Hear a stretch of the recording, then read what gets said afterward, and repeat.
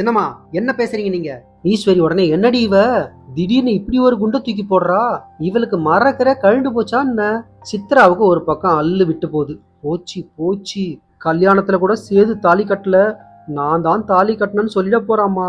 ஈஸ்வரி உடனே சித்ரா நீ கொஞ்ச நேரம் அமைதியா இரு சித்ரா, நானே என்ன பண்றதுன்னு தெரியாம முழிச்சிட்டு இருக்கேன், நம்மளை பத்தி இவ சொல்ல மாட்டான்னு நினைக்கிறேன் அப்படின்னு சொல்லிட்டு இருக்கும்போது ஈஸ்வரிய பாக்குறாங்க. சின்ன மருமகள் சீரியல்ல இன்னைக்கு செம திருப்பமான விஷயத்தெல்லாம் பார்க்க போறோம். தமிழ்ச்செல்விக்கு மலர் மூலியமா ஐஸ்வர்யாவுக்கு தேல் கடிச்ச விஷயம் தெரிய வருது. தமிழ்ச்செல்வி உடனே அம்மா நம்ம ஹாஸ்பிட்டலுக்கு போகணுமா அப்படின்னு சொல்றாங்க. அப்ப அம்மாச்சி யார் இவ, ஆஸ்பத்திரியில தான் நின்றுட்டு இருக்கோம், இப்ப ஆஸ்பத்திரிக்கு போனோம்னு சொல்ற அப்படின்னு கேக்குறாங்க. அப்ப தமிழ்ச்செல்வி இல்ல அம்மாச்சி, ஐஸ்வர்யாக்கு அங்க தேல் கடிச்சிடுச்சான் அப்படின்னு சொல்றாங்க. அதை கேட்ட அம்மாச்சி என்னடி சொல்ற, அங்க எப்படி தேல் வந்துச்சு, அவளை எப்படி தேல் கடிச்சது அப்படின்னு கேக்குறாங்க. இல்ல அம்மாச்சி, நம்ம மீனாட்சியை கடிக்க வேண்டிய தேலை ஐஸ்வர்யா தட்டி விட்டதுனால அவளோட கையில கொட்டிடுச்சான் அப்படின்னு சொல்றாங்க. அதை கேட்ட தமிழோட அம்மா என்னடி புள்ள சொல்ற, நம்ம மீனாட்சியை கடிக்க வந்த தேலா அப்படின்னு கேக்குறாங்க. தமிழ் ஆமாமா, வெளியே குழந்தைய வெயில் படணுன்றதுக்காக துணி போட்டு படுக்க வச்சிருப்பாங்க போல, அந்த துணிக்குள்ள எப்படியோ வந்து தேல் ஏறி இருக்கும் போல, அதை பார்த்து ஐஸ்வர்யா அந்த தேலை தட்டி விடும்போது அவ கையில தேல் கொட்டிடுச்சான். உடனே அம்மாச்சி நம்ம புள்ள உசுரை காப்பாத்த அந்த புள்ள உசுரை பத்தி கவலைப்படலையா அப்படின்னு கேக்குறாங்க அம்மாச்சி. சரி தமிழ், அப்ப ஆஸ்பத்திரிக்கு போலாம் கிளம்பு அப்படின்னு சொல்லி 3 பேரும் கிளம்பி ஹாஸ்பிட்டலுக்கு போறாங்க. அங்க வெளியில ராஜாங்கம், மோகனா, சேதுபதி, ஈஸ்வரி, சித்ரான்னு ஒரு பெரிய பட்டாளமே நின்றுட்டு இருக்காங்க. தமிழ்ச்செல்வியை பார்த்த ஈஸ்வரிக்கு பயங்கரமா கோபம் வருது. ஏய் இங்க எதுக்குடி வந்த, உன் புள்ளைய காப்பாத்த போய் தான் இன்னைக்கு ஐஸ்வர்யா இப்படி சாக கிடக்குறா அப்படின்னு ஈஸ்வரி கேக்குறாங்க. அதை கேட்ட சேதுபதி சின்னமா என்ன பேசுறீங்க நீங்க, மீனாட்சி எப்படி இதுக்கு காரணமாவா அப்படின்னு கோவமா சேதுபதி கேக்குறாங்க. ஈஸ்வரி உடனே ஐயோ இவ இருக்கிறத நம்ம தெரியாம சொல்லிட்டோமே, இப்ப எப்படியாவது பேசி சமாளிக்க வேண்டியதான். இல்ல சேது, ஐஸ்வர்யா மீனாட்சியை காப்பாத்த போய் தானே இப்படி தேல்கடி வாங்கிட்டான்னு சொல்ல வந்தேன் அப்படின்னு சொல்றாங்க. அப்ப ராஜாங்கம் இங்க பாரு ஈஸ்வரி, எந்த நேரத்துல எதை பேசணும்னு தெரிஞ்சு கொஞ்சம் பேசு, கொஞ்ச நேரம் வாயை மூடிட்டு கம்முன்னு இருக்கியா அப்படின்னு சொல்றாங்க. உடனே தமிழ்ச்செல்வி ராஜாங்க கிட்ட வந்து இப்ப எப்படி இருக்காங்க அப்படின்னு கேக்குறாங்க. தெரியலமா, டாக்டர் வந்து என்னென்னமோ சொல்றாங்க, காப்பாத்துறது ரொம்ப கஷ்டம் அப்படின்றாங்க, உடம்புல பிளட் ஃபுல்லா விஷம் பரவிச்சு அப்படின்னு சொல்றாங்க, என்னென்னமோ சொல்லி பயமுறுத்துறாங்கம்மா, எனக்கு என்ன பண்றதுன்னே தெரியல, எனக்கு வேற ஒண்ணுமே புரியலமா அப்படின்னு சொல்றாங்க. சரி இருங்க, நான் போய் டாக்டரை பார்த்துட்டு என்னன்னு விசாரிச்சுட்டு வந்துடுறேன். அம்மாச்சி இந்தாங்க குழந்தைய பிடிங்க அப்படின்னு சொல்லிட்டு டாக்டரை பார்க்கறதுக்கு தமிழ்ச்செல்வி கிளம்புறாங்க. அப்ப சேதுபதி உடனே அப்பா நானும் போய் தமிழோட சேர்ந்து டாக்டரை பார்த்துட்டு வந்துடுறேன் அப்படின்னு சொல்லிட்டு கிளம்புறாங்க. உடனே சித்ரா என்னம்மா இவன், இங்க ஐஸ்வர்யா உயிருக்கு போராடிட்டு இருக்கா, இப்ப கூட தமிழ்ச்செல்வி கூட டாக்டரை பார்க்க போறான் அப்படின்னு சொல்லிட்டு கிளம்பி போறாங்க, அவருக்கு கொஞ்சம் கூட வருத்தமே இல்லைல்ல அப்படின்னு சொல்றாங்க சித்ரா.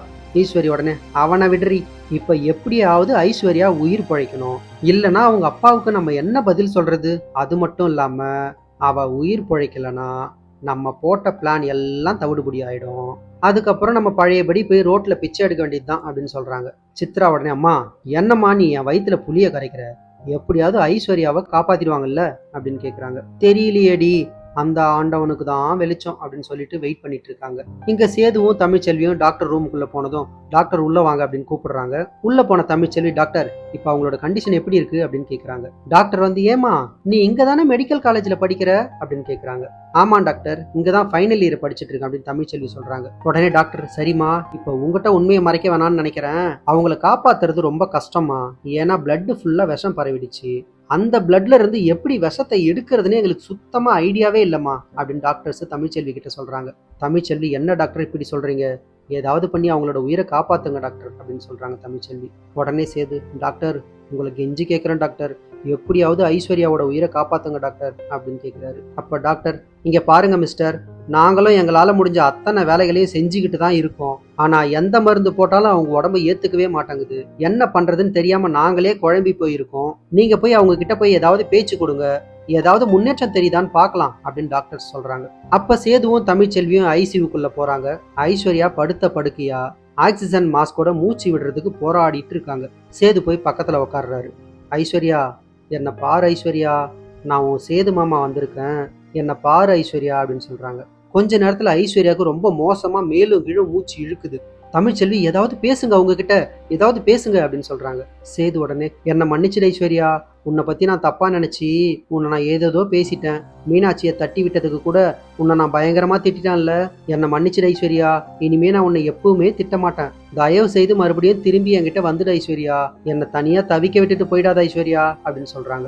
திடீர்னு ஐஸ்வர்யாவோட மூச்சும் நின்று போயிடுது. அப்ப சேது டாக்டர் டாக்டர் அப்படின்னு பயங்கரமா பதறி போய் சத்தம் போடுறாங்க. தமிழ்ச்செல்வி உடனே அவங்க பல்ஸை செக் பண்ணி பாக்குறாங்க. பல்ஸும் குறைஞ்சிக்கிட்டே இருக்கிறதுனால தமிழ்ச்செல்வி ஹார்ட்டை பஞ்ச் பண்றதுக்காக பஞ்ச் மிஷினை வச்சு பஞ்ச் பண்றாங்க. அப்ப பாத்தீங்கன்னா ஐஸ்வர்யாவுக்கு ஹார்ட் பீட் மேலேயும் கீழே எகிருது.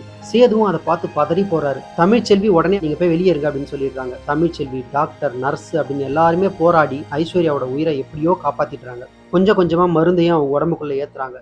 எல்லா விஷயத்தையும் வெளியே எடுக்கிற மாதிரி பண்றாங்க. ஐஸ்வர்யா இப்ப கொஞ்சமா மூச்சு விட ஆரம்பிக்கிறாங்க. டாக்டர் வெளியே வந்து இது மெடிக்கல் மிராக்கல் சார், எப்படியோ ஒரு பொண்ணோட உயிரை காப்பாத்திட்டுமே அப்படின்ற பெருமை இப்ப எங்களுக்கு வந்துருச்சு சார், நீங்க இப்ப போய் பார்க்கலாம் சார் அப்படின்னு சொல்றாங்க டாக்டர்ஸ். அப்ப சேதுவும் உள்ள போய் பாக்குறாங்க. ஐஸ்வர்யா கண்ணை முழிச்சு மாமா அப்படின்னு கூப்பிடுறாங்க. சேதுவும் ஐஸ்வர்யா நான் ரொம்ப பயந்துட்டேன் தெரியுமா, நீ எங்களெல்லாம் விட்டுட்டு போயிடுவேன்னு நினைச்சு என்னால் தாங்கிக்கவே முடியல அப்படின்னு சொல்றாங்க. நர்ஸ் உடனே இங்க பாருமா, இவங்க மட்டும் இல்லைன்னா உன்னோட உயிரை காப்பாத்தி இருக்கவே முடியாது. சரியான நேரத்துல உன்னோட நின்னு போன ஹார்ட்டை திரும்பவும் துடிக்க வச்சது இவங்க தான் அப்படின்னு சொல்றாங்க. ஐஸ்வர்யா தமிழ்ச்செல்வியை பார்த்து ரொம்ப நன்றி தமிழ் அப்படின்னு சொல்றாங்க. தமிழ்ச்செல்வி உடனே இதுக்கு எதுக்கு எனக்கு நன்றிலாம் சொல்றீங்க ஐஸ்வர்யா, நான் என்னோட டியூட்டியை தான் செஞ்சேன் அப்படின்னு சொல்றாங்க தமிழ்ச்செல்வி. ராஜாங்கம், மோகனா, ஈஸ்வர்யா, சித்ரான்னு எல்லாருமே உள்ள வந்து ஐஸ்வர்யாவை பாக்குறாங்க. ஐஸ்வர்யா உடனே மாமா நான் உங்ககிட்ட ஒன்று சொல்லணுமாம்மா அப்படின்னு சொல்றாங்க. சேதுவும் என்ன ஐஸ்வர்யா அப்படின்னு கேட்குறாரு. மீனாட்சி எங்க மாமா, மீனாட்சிக்கு ஒன்றும் இல்லையே அப்படின்னு கேட்குறாங்க. இல்லை ஐஸ்வர்யா, மீனாட்சி நல்லா தான் இருக்கா, நீ தான் அவளுக்காக உன்னோட உயிரையே தியாகம் பண்ண பாத்தியே அப்படின்னு சொல்றாங்க. அப்ப ஐஸ்வர்யா இல்ல மாமா, அந்த தேல் மீனாட்சியை கடிச்சிருந்தா என்ன ஆயிருக்கும், அதனாலதான் அந்த நிமிஷத்துல நான் எதை பத்தியுமே யோசிக்காம அப்படி பண்ணிட்டேன் மாமா, என்னை மன்னிச்சிடுங்க அப்படின்னு சொல்றாங்க. ராஜாங்க உடனே ஏமா அதுக்காக இப்படியா தேலை கையால தள்ளி விடுவ அப்படின்னு கேக்குறாங்க. அப்ப தமிழ் உடனே அந்த நேரத்துல அவங்களுக்கு எதுவுமே தோணி இருக்காது, அதனாலதான் இப்படி பண்ணிட்டாங்க விடுங்க அப்படின்னு சொல்றாங்க. ஐஸ்வர்யா உடனே சேதுகிட்ட மாமா நான் உங்ககிட்ட ஒன்று சொல்லுவேன், நீங்க என் மேல கோவப்படக்கூடாது அப்படின்னு கேக்குறாங்க. சொல்லு ஐஸ்வர்யா அப்படின்னு சொன்னதும் நீங்களும் தமிழும் ஒன்னா சேரணுமாமா. தமிழ்ச்செல்வி சேதுவும் அதை கேட்டதும் அப்படியே ஷாக் ஆகுறாங்க.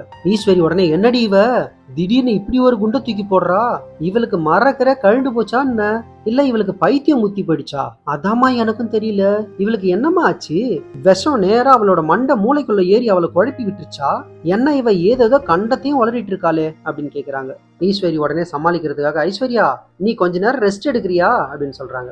இல்லாண்டி இப்பயே நான் உண்மையை சொல்லலைன்னா நான் உயிர் வாழவே தகுதி இல்லாதவளா மாறிடுவேன், என்னை தடுக்காதீங்க, எனக்கு மனசாட்சி ரொம்ப குத்துது, என்னோட உயிரை காப்பாத்தின தமிழ் நல்லா இருக்கணும் அப்படின்னு சொல்லிட்டு மாமா தமிழ்ச்செல்வி மேல எந்த தப்பும் இல்லை மாமா, அந்த போன் காலை பண்ணி தமிழ் மாதிரி மிமிக்கிரி பண்ணி கல்யாணத்தை ஏமாத்தி நடத்த வச்சது நான் தான் மாமா, நான் தான் எல்லா தப்புக்கும் காரணம் அம்மா, எல்லாமே நான் உங்களை அடையணுன்ற ஆசையில தான் நான் தமிழ்ச்செல்வியை உங்ககிட்ட இருந்து பிரிச்சுட்டேன் மாமா, தமிழ்ச்செல்வியோட குரல்ல நான் தான் மாமா அவங்க அப்பா கிட்ட பேசினேன், என்னை மன்னிச்சிடுங்க மாமா, நான் பண்ணது பெரிய தப்புன்னு எனக்கு நல்லாவே தெரியும், அதனாலதான் ஆண்டவன் எனக்கு இப்படி ஒரு தண்டனையை கொடுத்துருக்கான், கல்யாணமாகி இத்தனை நாள் ஆகியும் நீங்க என் மேல பாசமாவே நடந்துக்கல இல்ல மாமா, காரணம் என்னன்னா நீங்க தமிழ்ச்செல்வி மேல வச்சிருக்கிற காதல் உண்மையானது மாமா, அந்த உண்மையான காதலை தாண்டி என்ன உங்களால மனைவியா மனசார ஏத்துக்கவே முடியல, அதனாலதான் இவ்வளோ நாளா நீங்களும் நானும் தனியா வாழ்ந்துட்டு இருக்கோம்ல மாமா அப்படின்னு சொல்றாங்க. அதை கேட்ட தமிழ்ச்செல்வி அப்படியே ஷாக் ஆகி சேதுவை பாக்குறாங்க.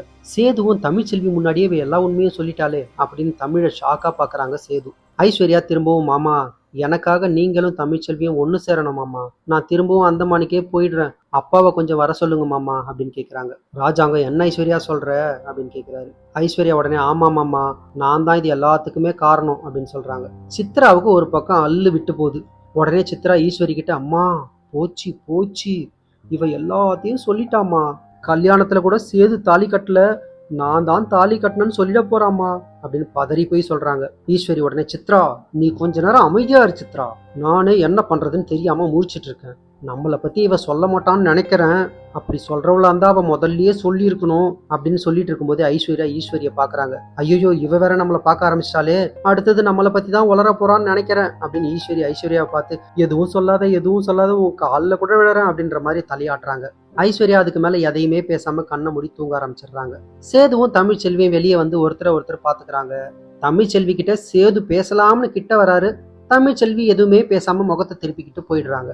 சேதுபதி கிட்ட ராஜாங்க வந்து ஐயா சேது அன்னைக்கே சாமி சொல்லுச்சு இல்லையா, இந்த புள்ள மேல எந்த தப்பும் இல்லை அப்படின்னு, நம்ம தான் நம்பாம விட்டுட்டோம், பாரு இந்த புள்ள எந்த தப்பும் பண்ணாம இத்தனை நாளா எத்தனை கஷ்டங்களை அனுபவிச்சுட்டு வந்திருக்கு அப்படின்னு சொல்றாங்க. சேது உடனே ஆமாப்பா, எனக்கும் என்ன பண்றதுனே தெரியலப்பா அப்படின்னு சொல்றாங்க. உடனே ராஜாங்கம், இதுக்கு மேல யோசிக்கிறதுக்கு என்ன சேது இருக்கு, நீ போய் அந்த புள்ள தமிழ் கிட்ட போய் மன்னிப்பு கேட்டு நம்ம வீட்டுக்கு கூட்டிட்டு வா அப்படின்னு சொல்றாங்க. சேது போய் தமிழ் கிட்ட மன்னிப்பு கேட்பாரா மாட்டாரா? தமிழ் செல்வி ஒன்னு சேர்ந்து வாழ சம்மதிப்பாங்களா மாட்டாங்களா? உங்களோட கருத்துக்களை கமெண்ட்ல சொல்லுங்க. நன்றி.